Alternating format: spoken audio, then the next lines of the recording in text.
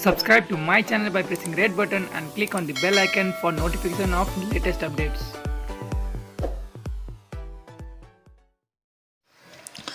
भारतले नेपाली भूमि कालापानी क्षेत्रमा सडक बनाएको भनेर देश तरङ्गित मात्र भएको छैन, सरकारले समेत आश्चर्य प्रकट गरेको छ। भारतले यो सडक रातारात बनाएको होइन, सन् 2008 मा नै निर्माण सुरु गरेको हो।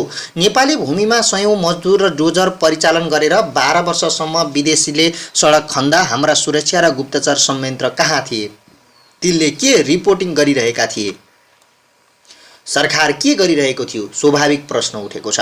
गुप्तचरीका लागि नै भनेर नेपालमा राष्ट्रिय अनुसन्धान विभाग छ, जहाँ नेपाल प्रहरीको उस्तै संरचना छ। प्रहरीको आइजिपी जस्तै मुख्य अनुसन्धान निर्देशक, एआइजी जस्तै अतिरिक्त मुख्य अनुसन्धान निर्देशकदेखि हवलदार र सिपाही तहसम्मका कर्मचारी छन्। यो सङ्गठनमा अहिले 2200 कर्मचारी छन्।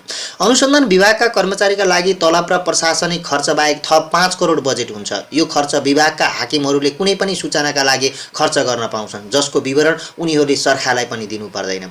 अनुसन्धान विभाग पहिले गृह मन्त्रालय अन्तर्गत थियो, तर यो विभागको काम प्रभावकारी बनाउने भन्दै केपी ओली पछिल्लो पटक प्रधानमन्त्री भएपछि सम्पत्ति शुद्धिकरण अनुसन्धान विभाग र राजस्व अनुसन्धान विभागसँगै गुप्तचर विभाग पनि सिधै प्रधानमन्त्री मातहत ल्याएका थिए। तर प्रधानमन्त्री मातहत आएपछि पनि अनुसन्धान विभागले आफ्नो देशको विदेशको सडक खनिरहेको सूचना प्रधानमन्त्रीसम्म किन पुर्याउन सकेन भन्ने प्रश्नमा गृहका एक अधिकारीले भने, सडक नै खनेको सूचना त सरकारलाई पहिलेदेखि नै थियो, सरकारले प्रतिक्रिया मात्र नदिएको हो। उनले भने, तर राष्ट्रिय अनुसन्धान विभाग अहिले राष्ट्रिय सुरक्षाका लागि भन्दा पनि राजनीतिक स्वार्थका लागि प्रयोग हुने गरेको छ। सरकारमा जो छ उसले विपक्षीको सुराकी गर्न प्रयोग गर्छन्। राष्ट्रिय सुरक्षाका लागि सूचना सङ्कलन गर्ने चासो, सिप र मनोबल गुप्तचरका अधिकारीसँग बाँकी छैन, व्यक्तिगत सुराकीका रूपमा भने परिचालित हुन्छन्। अनुसन्धान विभाग बाहेक अन्य सुरक्षा संयन्त्रमा पनि गुप्तचर युनिट छ। नेपाली सेना सैनिक गुप्तचर महानिर्देशनालय डिजिएमआई छ, जसको नेतृत्व उपरथीले गर्छन्। लगभग सबै जिल्लामा सेनाका गण छन् र हरेक गणमा रहेका गुप्तचर युनिटका यो महानिर्देशकलाई सूचना पठाउने गर्छन्। सेनाले यसरी सङ्कलन गरेको सूचना रक्षा मन्त्रालय, प्रधानमन्त्री र राष्ट्रपतिसम्म पुर्याउने गर्छ। तर देशको सार्वभौमिकतामाथि यति ठुलो घात हुँदा सेना र उसको गुप्तचर महानिर्देशनालय सूचना किन सङ्कलन गर्न सकेन र त्यो सूचना रक्षा मन्त्री र प्रधानमन्त्रीले किन पाएनन्? पाएका थिए भने अहिले किन आश्चर्यमा परेका छन् भन्ने प्रश्न उठेको छ। सीमा सुरक्षाको जिम्मा सरकारले सशस्त्र प्रहरीलाई जिम्मा दिएको छ। देशको चारैतिरबाट सीमा रक्षा गर्न अहिलेसम्म जम्मा 120 बोर्डर आउटपोस्ट स्थापना गरिएको छ। भारतले कालापानी क्षेत्र आफ्नो नक्सामा समेटेर गत कार्तिकमा नक्सा सार्वजनिक गरेपछि पश्चिम दार्चुलाको लिपुलेक क्षेत्रमा बीओपी स्थापना गर्ने निर्णय गरेको थियो, तर 8 महिनासम्म प्रक्रिया अघि बढेको छैन। दार्चुलाको ब्यास नगरपालिका 1 मा बीओपी स्थापना गर्ने निर्णय भए पनि पूर्वाधार नभएकाले पोस्ट राख्न नसकेको सशस्त्र प्रहरीका एक अधिकारीले बताउँछन्। भौगोलिक रूपमा विकट भएकाले त्यहाँ पुग्ने समस्या छ, खाद्यान्न लगायतका बन्दोबस्तीका सामान पुर्याउनै गाह्रो छ, त्यसका लागि बजेट पनि आएको छैन, उनले भने। त्यसैबेला सरकारले चीनसँगको सीमामा पनि 3 बीओपी स्थापना गर्ने निर्णय गरेको थियो। हुम्लाको हिल्सा, मुस्ताङको लोमाङथाङ र सङ्खुवासभाको किमाङथाङकामा सशस्त्र प्रहरीको बीओपी स्थापना गर्ने निर्णय भएको थियो, जसमध्ये किमाङथाङका मात्र पोस्ट स्थापना भएको छ। त्यसो त सूचना सङ्कलनका लागि नेपाल प्रहरी र गृह मन्त्रालयका पनि युनिट छन्। प्रहरीमा र विभाग नै छ, त्यस्तै सूचना सङ्कलनका लागि गृहमन्त्रीले मासिक 1 लाख र गृह सचिवले मासिक 50,000सम्म आफू खुसी खर्च गर्न सक्छन्, जसको कुनै हिसाब देखाउने गरिएको छैन। तर ती युनिटको सूचनाले पनि यति संवेदनशील सूचनामा सहयोग गर्न सकेन। आफ्नो भूमिमा विदेशीले 12 वर्षदेखि बनाइरहेको सडक उद्घाटन भएपछि मात्र थाहा पाउनु देशको सूचना र सुरक्षा संयन्त्र समेत कति कमजोर छ भन्ने प्रश्न भएको छ। लिपुलेक क्षेत्रमा सुरक्षा निकायको उपस्थिति नभएकाले यसबारे सूचना प्राप्त गर्न नसकिएको गृह मन्त्रालयका प्रवक्ता केदारनाथ शर्माले बताउँछन्।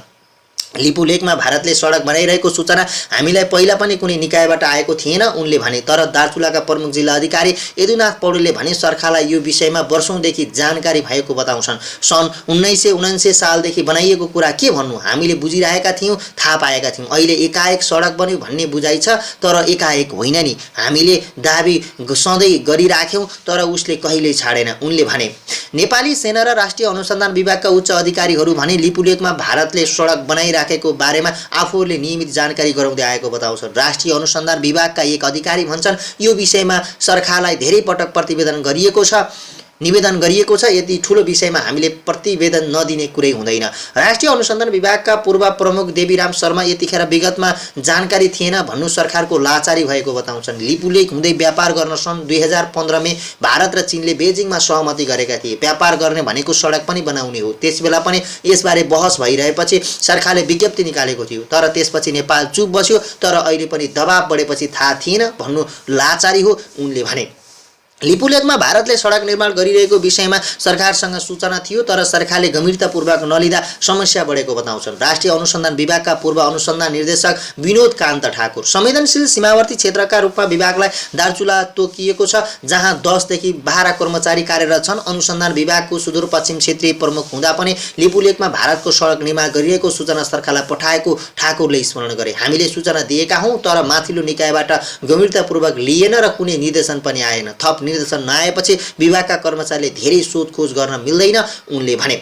भारतको नयाँ दिल्ली स्थित नेपाली दूतावासमा पनि नेपाल प्रहरी र अनुसन्धान विभागका एसएसपी स्तरका कर्मचारी मात्र होइन, सैनिक सहचारी पनि खटिएका छन्। सुरक्षा निकाय सम्बन्ध अधिकारीले नेपालको सार्वभौम सत्ता राष्ट्रिय स्वार्थमा तलमाथि कहाँ कहाँबाट भएको छ भन्ने रिपोर्ट आफ्नो मुख्यालयमा पठाइरहनुपर्छ। दिल्लीमा खटिएका एकजना पूर्व गुप्तचर अधिकारी भन्छन्, लिपुलेकतर्फ सडक निर्माण भएको छ भन्ने सूचना कुनै गोप्य होइन। हामीले माथिल्लो निकायलाई सूचना दिएका हौं। सूचना भएरै पनि हाम्रो सरकार भारतसँग संवाद गर्न चुकेको छ। चीन र भारतको लिपुलेकबाट व्यापार गर्छौं भनेर 1 जेठ 2072 मा घोषणा गरे तापनि नेपालको सार्थक संवाद गर्न नसकेको उनको भनाइ छ। नेपाली भूमिलाई भारतले कहिले नक्सामा गाभेको छ, कहिले सडक उद्घाटन गरेको छ, तर नेपाल भने सधैँ आश्चर्यमा पर्दै आएको छ। सूचनाको कमजोरी होइन, राष्ट्रिय जिम्मेवारी बोधको कमीले यस्तो भएको हो उनले भने।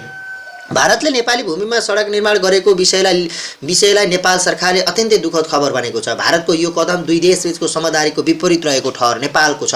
भारतका रक्षा मन्त्री राजनाथ सिंहले उत्तराखण्डको पिथौरागढदेखि नेपाली भूमि लिपुलेक जोड्ने सीमा सडक उद्घाटन गरेको भोलिपल्टै नेपाली परराष्ट्र मन्त्रालयले महाकाली पूर्वका लिपुवाधुरा कालापानी लिपुलेक नेपाली भूभाग रहेको प्रश्न पारेको छ। सन् 1816 को सुगौली सन्धि अनुसार लिपुवाधुरा कालापानी र लिपुलेक लगायतका काली नदी पूर्वका भूभागहरू नेपालका हुन् भन्नेमा नेपाल सरकारले पटक पटक स्पष्ट पार्दै आएकोमा यसपटक पनि जोड दिन चाहन्छ। परराष्ट्रले शनिबार जारी गरेको विज्ञप्तिमा भनेको छ, नेपाल सरकार दुई देशबीचको घनिष्ठ र मैत्री सम्बन्धको भावना राख्दै ऐतिहासिक सन्धि दस्तावेज तथा नक्साका आधारमा सीमा मुद्दाहरूको कूटनीतिक समाधान खोज्न प्रतिबद्ध छ। साथै पछिल्लो समयमा भारतले एकतर्फी जारी गरेको नक्साको जवाफमा गत 20 नोभेम्बरमा नेपालले कूटनीतिक नोट मार्फत भारतलाई जानकारी दिएको स्मरण पनि नेपालले गरेको छ। नेपाल सरकारले भारत सरकारलाई नेपालको भूभागभित्र यस्ता कुनै गतिविधि गर्न पनि सचेत गराएको छ। लिपुलेकलाई द्विपक्षीय व्यापार मार्ग बनाउन सन् 2015 मे 15 मा भारत र चीनबीच सहमति भएको नेपालले विरोध गर्ने गरेको थियो। नेपालले त्यतिबेला भारत र चीनलाई बेग्लाबेग्लै कूटनीतिक नोट पठाएर विरोध जनाएको थियो। नेपाल सरकारले दुई देशबीचको बाँकी रहेको सीमा समस्या कूटनीतिक माध्यमबाट सुल्झाउनु पर्नेमा जोड दिँदै आएको भए पनि विज्ञप्तिमा उल्लेख गरेको छ। नेपालले दुई देशमा विदेश सचिवहरूको बैठकका लागि 2 पटक नीति प्रस्ताव गरेको र भारतीय पक्षबाट प्रतिक्रियाको प्रतिरक्षा भइरहेको पनि स्पष्ट पारेको छ।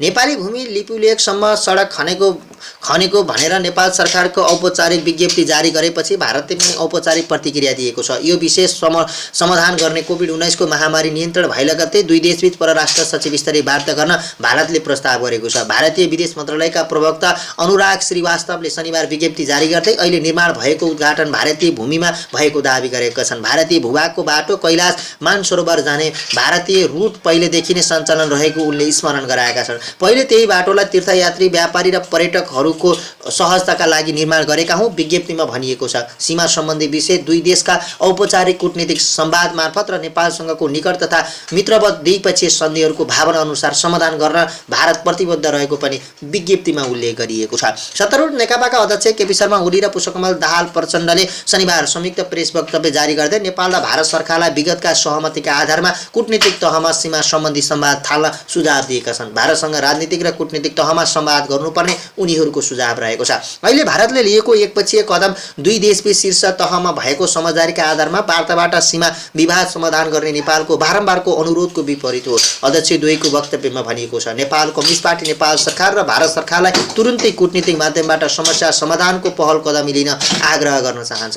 अध्यक्ष द्वयले नेपाल सरकारले यस सम्बन्धमा लिएको कदमको स्वागत पनि गरेको छ। त्यस क्षेत्रमा भएको सडक निर्माण कार्य तत्काल रोक्न र यो विषयमा भविष्यमा थप जटिल हुनेतर्फ कुनै पनि यस्ता कार्य नगर्न नेकपा भारतलाई देशलाई सुझाव दिन चाहन्छ वक्तव्यमा भनिएको छ। कोरोना महामारी विरुद्ध संयुक्त रूपमा लड्नुपर्ने यस बेलामा भारतले सडक निर्माण गरेर उद्घाटन गर्नु दुःखद कार्य भएको पनि उसले उल्लेख गरेको छ। सार्वभौम समानता, भौगोलिक अखण्डता, आपसी सम्मान र हितका सिद्धान्तका आधारमा नेपाल र भारत बीचको सम्बन्ध हुनुपर्नेमा नेकपाले जोड दिएको छ। ऐतिहासिक दस्तावेजका आधारमा लिम्पुवाधुरा लिपुले कालापानी नेपाली भूभाग भएको समेत अध्यक्ष दोयले जारी गरेको वक्तव्यमा उल्लेख गरिएको छ।